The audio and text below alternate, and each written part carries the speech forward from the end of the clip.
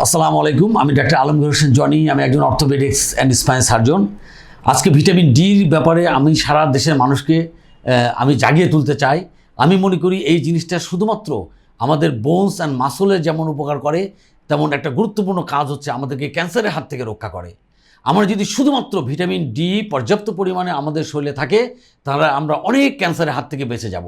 এবং আমাদের শরীর থেকে ক্যান্সারে মুক্ত করার জন্যে আমরা যেমন হাজারো কিছু ওষুধপত্র, হাজারো কিছু খাদ্যদ্রব্য নিয়ে আমরা চিন্তিত, অথচ যে জিনিসটা আল্লাহ তাআলা আমাদের নিয়ামত হিসাবে দিয়েছে সূর্যরশ্মি, আমরা যদি নিয়মিত আমাদের শরীরটাকে, স্কিনটাকে সূর্যে অল্প সময়ে তাতিয়ে নিই, তাহলে আমাদের মিনিমাম 25% কমে যাবে আমাদের বিভিন্ন ধরনের ভয়াবহ ক্যান্সার, যেমন আমাদের ব্রেস্ট ক্যান্সার, আমাদের কোলন ক্যান্সার, আমাদের প্রোস্টেট ক্যান্সার এবং আমাদের প্যানক্রিয়াটিক ক্যান্সার এবং আদার অনেক ক্যান্সার। এই ভিটামিন ডি যদি আমাদের পর্যাপ্ত শরীরে থাকে, আমরা ক্যান্সারের হাত থেকে বেঁচে যাব।